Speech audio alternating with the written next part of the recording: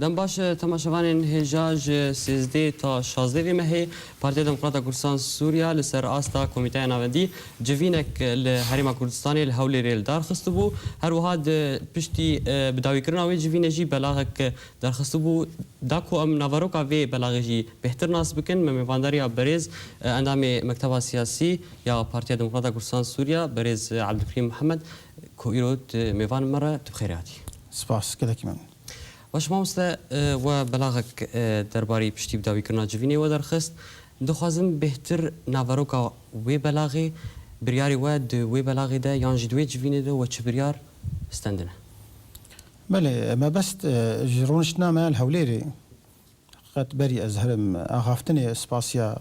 هريما كردستاني وتايبت سرك مسعود كنكو افدر فدامه جبر روشة ام تيدا درباس بين الرجاوي كردستان سوري روشة كي زحمتك وهوال تيدا تبدا حاضر بين تيدا كاري خبكن كردستاني مديد فرصات هيا وبرادر اجي علي كاي مراكر ما هو ام بكن هبدو قالك كار بيشيا ما هبو جبر كونغري ما تشيبو وقت كونغر حتى وكانها قياده بتبابيه اخو نكاريبو لافروني هوال جدر بابون هوال نكاريبو ظروفه وهبون ام هات سرق قلك خالا ما قفتو جوكو مسألة ريخستني يعني تايبتيكي خاص مداوينا مسألة ائتلافي مسألة أنجمنا نشمانية كردي وروشة إيرو بتايبت رجاوي كردستاني كومتي درباس من خلكي ما ده حمو وارده فأفسي روجها مال سرفا درباس كرن ود بيجم إن شاء الله هر يا دلي خلكي خوه يا دلي وادا أم بي والله صدا صد ما بيكاني لمكاريبو أم سركلك إيشاب سكنن وقالك كارا بيك بين كوم قاربن كارك ينو خباتك ينو امو هوالي خو تبدا لسر عرضي رجاوي كردستان هدربك واش بريار جالي ريخستني وش بريار استنى تخوزن بله مثلا ريخستني هرمو كونغرك تشيد بي طبيعيك وبشتي ويه سيمها تشارمها ششمها كونفراسات شبن ما نكاري با كونفراسات شكل نتيجه ظروف نتيجة أما بفينا في واقع أقول بيشياما أم تشار حزب تبلي هفدوبونا فنرينا قالك برادر أنه أم هرم كونفرانساتي خود جهدا وقالك برادر أجي أنه والله كابتشكي أم بشون فبيخن إجبو أب هوال هفدو ناس بكن أو زلامي كوكاري كاركي زلامي هري باش تبي حزب دكم بدن بيش روجتي يعني تنبريت يكي ناس كي تشلو دنجي خبري ده والبجم إن شاء الله أفقونا غا مدايدا دريش غايات جيش بو فيبو بريار مستاند أم بيابن كونفرانساتي خود شيكن ودريها يعني تلفزيونا ولا جازيتكم هوالي خواكم كاربن زلامي باش يعني او مسألة فرق ورنقا وجدايتي ده نميني كي خورتي باشد في بارتي ده ام كاربن وي بدنا بيش بر قونا كو يكي كاربي چالاكي بكي يكي كاركي بميراني بكي سروي عرضي اف مسألة ريخستني تايبتي كي خاص مدايدش بر ام كار هگر ريخستن نب خير وبير بيت نكاري تكاري ديبكي باش توكو بربرسي گشتي ريخستنا بدكسي ده سقای دنابرا هر چهار پارتیان ده اندامی هر چهار پارتیان ده حتی نها چاودیتیه والله قالك تشتا راسي مو بيشي اجتمع شباني اركيتي بما سباسيا سركرداي بدكسي تبدتك برادر ما كوكاري بو ما تبدا ام خبقهن في قناغي برحكي براتي وبمسؤوليه تبدا السيرفر وش سكني يعني دهندري قيادي ده ما او فرق وجداي نديت وك هفال يعني هوالي بارتي ديمقراطي كردستان سوريا ما مناقشات كر نوك هوالي بري هر كسكي برنجي خو مصلحه حزبيه مصلحه ملط مدى برشعبي خو تبعي انه نما مصلحه ازيتي انه اذهب مياتها يعني دي نبي ادبيجن بهتر ب برجوانديه ملطي ما تشنا ام سروا سكنين ملطي ما بيويستيا ويتشام سروا سكنين مجبير كركو انه افرنج تشنا وبري تشبون ويدي شبن باش نهات بحثا خورطان يانجي جوانا كري او كسي باش كونشوان هل بجيرن وامكانيات يانجي ميكانيزم الجمهور يانجي الجمهور وين بكن درباري فيك بلي تزاني انه هر حزبكي توسكاويها يعني نظامها داخليها نظام داخلي تيد عموميات هذا لما هو مكتبه ريخستني وعليك هريا لجنه مركزي اندامي بدكسي ما تبع كاريبو لائحه انتخابيه مشيكن للسر وخالب جوج كم سكن انه تشاو امي كاربن اري كاربن باندامكي كود دشاني ده بجوج ده هري ده هي اب بجوج ده او اندامكي بريكو بيك وجهات يا وخبرتك ويها ود مسلكي جهاتي ده امي تشاو كاربن وي بجهن قناغه مثلا بلنت قناغه هريمي فبيجم ان شاء الله او لا يحاكم مشاكلي وعلي كاربه بنبس بهوالي صفايا كيف دويره حتى يا تاليجي وعلي كاربه مساعد به ولي خو بق هنا قناغات هالي وش حقي بيه البجارتني دنگ بدي غيري خو دنگ بدي خو بيجم قافنا باش دبلغ ود بحثا كوميتي راوشكار هي استشاري هاتي كرن درباري ويده وشتنديه شبريار هي كوميتا هي استشاري هي بلي هي استشاري بشتي كونغير وديت قالك هفال هرشار حزبه حظي وبواره تمام نبو انه ابها المان باش قيادي فقياده تبها وكونغرجي مناقشه سربي قالبو انه ما هفال تشكاري بابكن كوادري هرشار حزبابون كوادرنا متقدمين هفالنا كار وخباتك ادريشكي ولو هفالنا هناك كيم جيكري بس تبايا هفال خباتك وهي بالمحصله بو مكتبك جوار تشيبو مكتبك استشاري او هيئه استشاري جوار تشيبو او هيئه استشاري هاتن جفات جوار تشيبون او جفات وهيئات تشلو اموا بلاكن سيرفا مكاتبه ما يعني او مكاتبه حزبي كي خديت مسألة راجهاني ده كي خديت مسألة اجتماعي ده كي خديت مسألة اجتماعي ده سياسي ده مسألة رخصني ده أفها بلا بون السرفا مكاتبه ما بشك شوانا هاد جمال المسألة رخصني مسألة رخصني جي إنه أبها بالش حقي واي ورن كار بكن وإن شاء الله بيجم أو قناغ يضرب أسكر مكاري وفا هواجي هوالاجي أم ضمي خو بكن أم كاربن أم واتفدا خدمتها من لطيخ بكن باش أم ورن بري أم ورن بحثا مجارة سياسي بكن كوا شبريار سندية بلي تنها روشة رخصتنا بدك يسي جواد بيني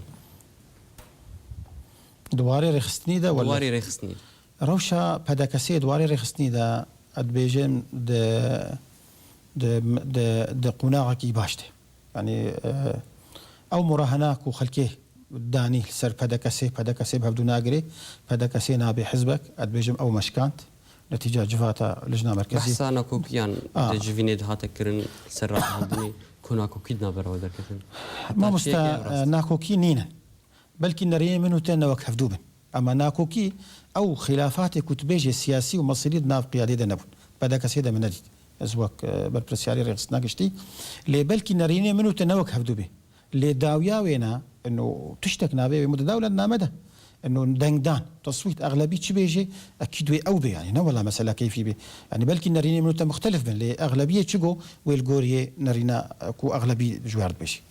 باش برياري سياسي و شبريار سن خذي روشة سياسي روشة ما يعني روشة عم وك كرد وك بدكسي وك أنجمنا اجتماعية كردي وك ائتلاف يعني أم الكيدينا حقيقة يعني أبا مثلا قناغا كوشورش دسبيكي حتى وكان هاوي كبير دوارك جلكي دريج بالسر ملاطيمة مثلا إنه خباشة أنجمنا اجتماعية كردي أمريكا عربين تشكاري بيبك بأنجمناك وصداقي الدنيا ده هي أدب بريارة ما يكجوا بريارك وبهتر مكاريب السرية بسكن روشة أنجمن سياسي دجدرفة وأنجمن شلو تفعيل به يعني بشاومي تفعيل كان أحزاب جدرفة هنا ريخستن جدرفة هنا اتحادات جدرفة هنا أمي شلو كاربن فبق هنا أنجمن يجبو أنجمن بقى واري خوي بريك وملطكي بهزارة دركز جدرفة وأنجمن يا ميا مد مسليني بروجه الجمهور ونعكسي بلي وي بروجه وي جفاتك نيزيك هبي وبري ويجي جفات انجمني هبو انه تي تشاوا كونغري باش بتشرنجي مقارن انا كسي اكتيف تربكن اكتيف بيك وانا كسي ببي ممثل شرعي وكبري ممثل بو انه قال لك ريخستن واحزاب واتحادات جربه هنا قال لك اولا جهه واد هندور ده وطلبي خدانا ان كسي طلبي خدانا كوتشلو درباس بن كبن هندوري ويدا وكار بكون تفعيل بكن جبر ايرو او خلق مينج درفا تفعيل نابي بقول ما انا من نقطه تفعيل بي ام جزء كان دورج ائتلافي يعني انكاسينا السرب خويا ما مصيري خو غري دايب مصيري بشريكي خو براي خو على برا انه الهندوري ائتلافي يعني امو تبدا اميتشلو كار من روشا سوري تبعي تشارا سربك لما تفعيلها انكاسي سروي عرضي جلك عالم اتحادات احزاب تنسيقيات سروي عرضي هنا وفا طلبي خدانا خواستناك ولين ضرباسي ان كسب من انما يا وقتك نيزيك ادبيجم جواتك والداربي تفاكسا قبولك او كسيكو كارن ورن خد بينن دفي كوني هذا وكاربك امناوي تفعيل به باش وروجي نوتشيك درباري تفليبونا انجمنا ايزيدين سوريا شبو انا كسي هاتو بلاف كرن بلي شبو اف كسين كون نهاد دا خوازا تفليبون كرن شمون بريا كونغر وان تفلي أنا كسيمات مسألة إزدية يعني بلا أم بزلاليش هبتر بيش تا مسألة واي سياسي نبو إزدي قالك بري إنها زوفة ضربة صوبانة أما إنها بيجن والله حزبك أتخوازم حزبك تتخوازي يعني وجهه مخابنية يعني أو حزبي ولا هركا سكيش خور حسيبك إنه والله أف حزبها ولي الصبا والآلية مسكنية دي الآلية السكنية لي أدبي قالك أم تفجي آلي كاربن أف كسيكو ورن أنكسي ويتشلو دستيخو هلدن جبر برجواندية ملاطيخوه نجبو فلان حزبي جبر او حزباتي خباتي نكاري خباتي ملاطي خربكي ايرو ام بيجن انكسي باليكاريا التلافي بتذاي كويتشلو خباتي بكن ملاطي خدا ملاطي ما ايرو وي بنابر بي ملاطي ما ايرو وي برشي بي ملاطي ما روشاويا سياسي ايرو حالكي طاريده عم تشاو تبدا دسيخو بدنا هبدو ام كسي هندري انكسي دا وكسيش درفا ام تبدا ام دستي ما بيك جبر برجواندي ملاطي ما يعني بروجي كردي نتوي امي تشاوا بيك بين ابيا مهمه مهمه انه فلان حزب زدر باسكم ودستي ويش مره الدايبي اشتر الدايبي ام جهه مخابنيه قال لك ام جوي واري درباس ما كان واري حقيقه امي تشاوا ملاطيخ باريزن جفا مطرسيه كل سر ملاطيمه باش بلاغ ود بحثا كونغري انا كسياسي يمين تكرن وكريا قالوا او كونغر كانجل دار كذا اما دكاريوا جبوي كونغري شنو كونغير جواتا انجمني مجلسي وقت يكونش افشولي ما هكيا كيم زياده دورده بريار هات صادن انه جنها حتى سيمها يعني بقوم انا من كيمي دمها مايا كونغري ما دويل داربي يعني كونغري مهرن الاف كونغري داربي تفعيل انا كسي مراجعه خوك اللي بقرقش قرشك انه باشي ويتشبون باشي ويتشبون ليه بنرينا من ادبي امهرن مؤتمري انكسي هاجر وقت سيستمي بري تخزمتها ملطناكي لوقتي آلياتنا أم دين جبو تفعيلها أنكسي آلياتنا معاييرنا أم دين وي وقتي أمي كاربن خزمتها ملطي خوجي بكن وخزمتها ولاطي خبت هوايج بكن أدبي إن شاء الله ريزيك ودود هندوري ويدا بريان هاتا الصاندن خلال السيما هذا يعني ما أقول ما هقدر باسبو هاجر أم نكاربن كونغر دينن لظروف قاهرة ظروف قاهرة نكارن في كونغر الداخل أفجم هيئاتي هي السريع حتى خوار دويت تورن جوهرتن أو كسيد التلاف هذا بيد يد أمان هذا بيد يد مرجعية هذا بيد أفتفق بلش جوهرتن وتغييرها جبر هجر نوي جوهرتن ما نكاريبو الظروف قاهرة كونجل دارخن دويت كاربي فهيئاتي خو تفوري جوهرتن أف بريارك يد بجمد جهة خوده وقال لك أمسر برياري راوستن ومجدي بكر باشه بشي نابره میورن سر جوهرتنا فان كوميتيان مامست امي نابره كيفسين جارك الانتفاعير بلي تماشاوان الهجار نابره كرد جارك دل وغير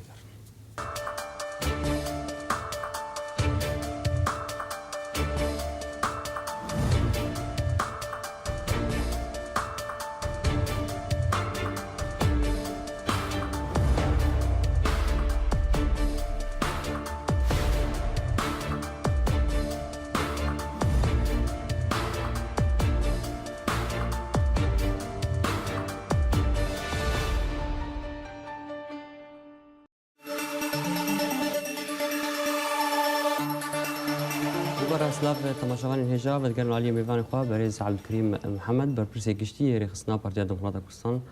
سوريا بدكسي بريز بريانا بري تبحثا جوهرتنان دنافا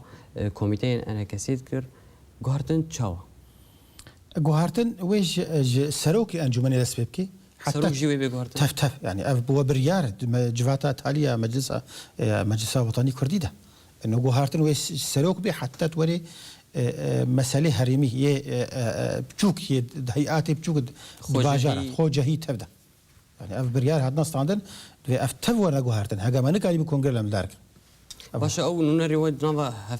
هفيمانيا اوبسيون سوري نافا اختلاف او جي بين جوهرتن نافا او جي بشكش في برياري حتى وانو نريد مسألة تلافي دشي او جي جريدايا بفا برياراكو مستانديش او جتي جوهرتن جبر بري مثلا الاليات هبون انتخابي بو سرنافي احزاب ابو فلان حبو نائب فلان بو هيئه عامه فلان بو هيئه سياسي احتمال انها في كونغري دي امهر بالياتنا دي تفعيل بتصويت مباشر بدي سر حزب سركي وبشاوي تشبي حزب دي وبشاوي تشبي ومستقل بسر بخبي افد من بريالي كونغري انكسب استني ان شاء الله بهيفينا كوتشيبي باش بلاغ ودا بحثا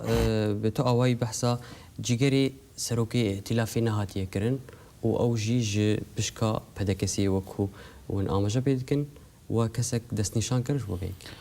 بله او مرسل گفتو گوکر و امگهان بریارش حوالی ما دستنیشان بو مصطفى اوسو او دستنیشان بو کو بيجيجر والرساله ويج انكسي تبليغي سروكي انجمنا نشماني كن او سروكي تبليغي ائتلافك انه نائب حوالی مصطفى اوسو باش ميون سر لفقرها السياسي وراوستاندنا واد نافا راوستاندنا كاردنا لفقرها السياسي ده حيا كنجي وراوستاند بمينه بله ما بري خدا ویلی وگری و ما بري خدا دهو که تجربه ما برادری مرا هيا يعني هولي لا يكي ودوي انه اصلا كوشيت كن حقيقه نجارك ودو وسي وشار يعني ام قلنا بيخن سكرا ان كاسي دجي حقيقه ابن راستي هردم ان كاسي حاضره لي اما جهه مخابنيه وقت كل سرعه علامه او تاقلامنا دبيجي انه يسكرنا ما دبيني ولا ان كاسي كارناك ان كاسي بطيئه نانا تدسي ان كاسي دنينا السر روشا براتيك لسروي عردي هكا دسي ده هبا ان كاسي خد قرار يا كاري قرار اخو بدي ام هات دهوكي او شي جهه سباسيه كك مسعود كديس بو خدي الكردي ما كردستان السوري انه باكره هردو ان طرفان ان كاسي وتبدمي بيشتي نهروجه ام جهانا سي خاله ليفابريه خاله اداراته خاله لشكري وقال لك ما البارح بدو حتى ام جهانا قوناغاك وراوصاني مثلا كما راوستا ام سروي بسكن راوستانا اعضاء ما ينكسي هذا بندي ما ينكسي كود ليفابريه ده سبب يهبو جبر هالبجارتني مجالسها افج ضمن اداراتها يعني بشتي مرجعي دست نشان بو الدار بو افش كاري وانا مرجعي تماميا خواه كاري برياري بدي فا برادريها اف برياري خستان ومرجعي مناقشه دي يعني مرجعي شيء بو انو برياري خستان دنا وم ندعج لك دنا كاري السروي عرضي بري طرفك يذكر وتشوف لأما كاري كنت بيجي ولا زي شرعيتك يدمي كاري كنت بي بربرسيار ملاطي روج أفاي كردستاني ده محتاجك وهردو طرف بريارة خبده لا طرفك بريارة خبده وفاها فالا قالك جواد شيكر وقالك قفتو شيبو وناما ومباشر لفرونشتن كوكاربن فانتي خباتي خوا بسكرين انها تأجيل كنش بر ام تبنى شريكي وانا سروي عرضي حقت يعني بلا مسلك شيبي مسلكي روجافاي كردستاني بي مسلكي شرعي بي نم مسلك طرفك بي بوجهه مخابنيه فاف بريار هاتا قريدان انه هاجر نسكني مثلا اف عسكريه نشار واف البجارتيك وتشيبوي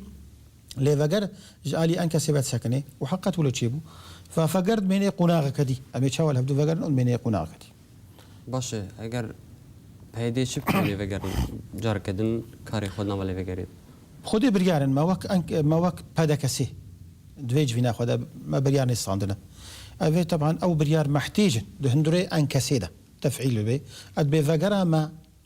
المرجعية هذالي ما فقرة المرجعية السر وكبري وديس أم وقتك يدريش بدنا واقف تقوى أو شاشتيكي معزنا روجافاي كردستاني تحملناك إجبار داعش الساسينوري ما إج أقصى الشرق لأقصى غرب إج هردو آلية ساسينوري ما مباشر درنا 6 كيلومتر درنا 5 كيلومتر درنا 10 كيلومتر بيجم هجر مصلحة كردي أم بباريزن أو مصلحة كردي ببنى خدي أم خدي اللي درخن قال لك أم عجلة دبشة لشكري ذبكن أو يام هما إدارات ما بفينا في إمكان إدارات بشرنجي ما بي إدارات خوش بين مواد أمكان هبدو بكن اللي مثلا ما قال لك بشري لشكري أم هبدو بكن جبر برافاني نتي آليك تاني نقاري برافاني كيبي برافاني تي كرد تبايا خوا هيئكي تخصصي جير شيبي او هيئه كاربي تشلو برافانيه بكي هيئكي كو بريكو بيك مصلحه كردي بباريزي نيا ازيتي نا مصلحه اشخاص او طرفك يعني لايك هيئك تشيبي كو تشلو روج افاي كردستان بيش روج اوي حمايه اوي بكي حمايه اوي كسي خراب ام محتاجي بيننا بشي لشكري ويج اولوياتها بيقلك عن كاسي سري بسكني مساله عسكريه انا شار قالك بسكني مساله حبس مد في سبيبن نميني حبس سياسي كسي ما سياسي الجماعه نميني يعني اش بديهياتها قالك بري ام تشوبانا وقفتقوا مبوانا كري كسي مد الزنداني وهذا نبانا اف يكشوا تشتيك وتبيجي والله حسنني نابينا موانا باش ما مست تبحثا سربس بردانا قرتين سياسي كر ريكفتنا هولير دو هردمج خالي ويكو افريكا فتن بتشا سري سربس بردانا قرتين سياسي بو حتى دهوك ركفتنا دهوك يجي أفيك نتشو سري قالوا نتشاو بردوام تكن قلبيك نمشترقو بردوامي ها سكنية حقت ما أنكسج عليه خبا سكنان يلي بقرا سياسي بردوامي أوي بشروط أبي أو شروط من أنجمن تبايا خوا هجر طرفي دي تفدم بخوازي شريكك تقري شريكك حقيقي السروي عرضي إنه أو شريك حاضرة وجاهزة كم كذا قفتوا ده اللي بشروط فيجاري نول شلو الهفدو بكن وقبلنا شروطي أنكسبها من فيجاري أو مرج من يجري دايب أنكسبها بيجم بهتر أمناك من هندريدا أو شروط والجمع أنكسبي بنولوا هما كاورم لفرونن وهناكي نبفي آلي به أو شروط من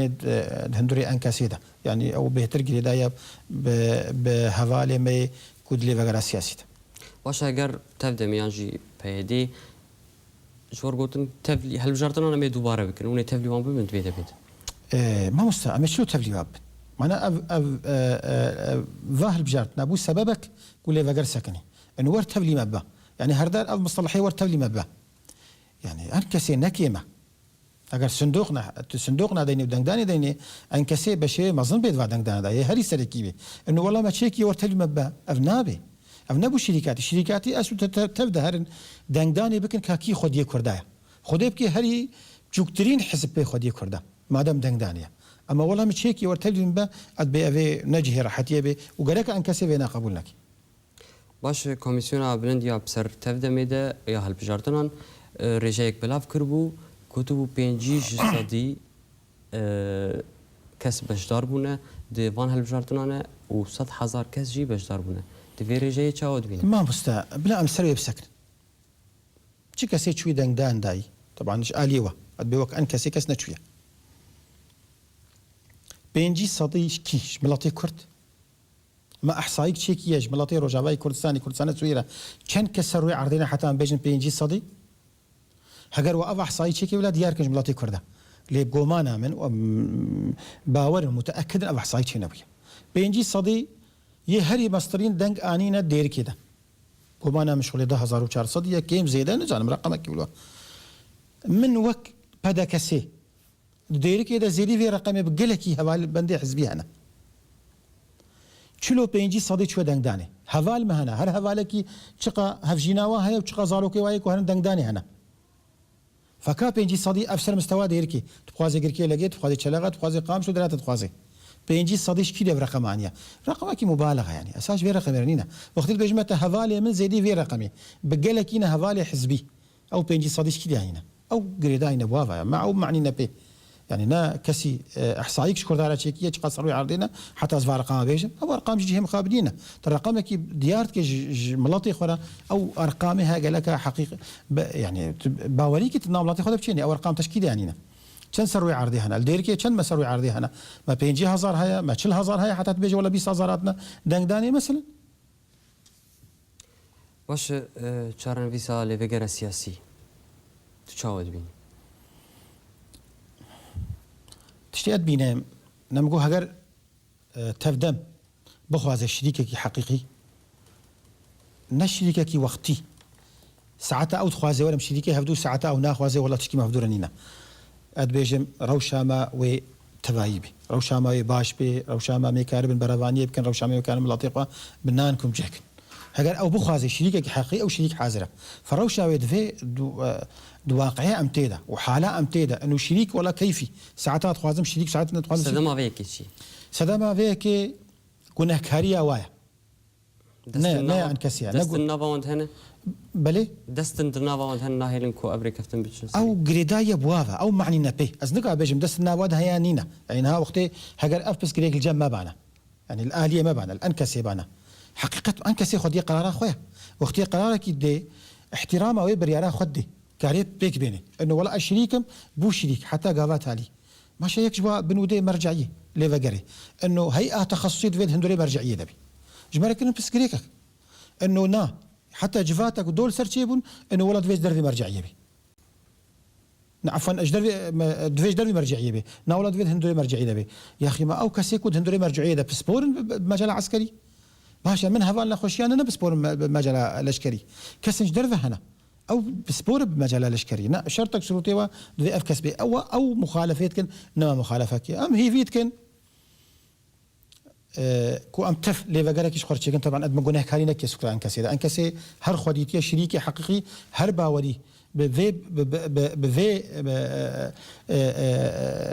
قرارك وهاتي ستاندن اف بنودك ودبن رعايتها سرودا ان كسي خديتي مسؤول برده انه تنفيذ اي سروي عرضي ان كسي خندا اليكي وام وقت هذا كسيجي ام حازن جرو امدنا وبرين هاجم قوتيا تشب كلفل سرما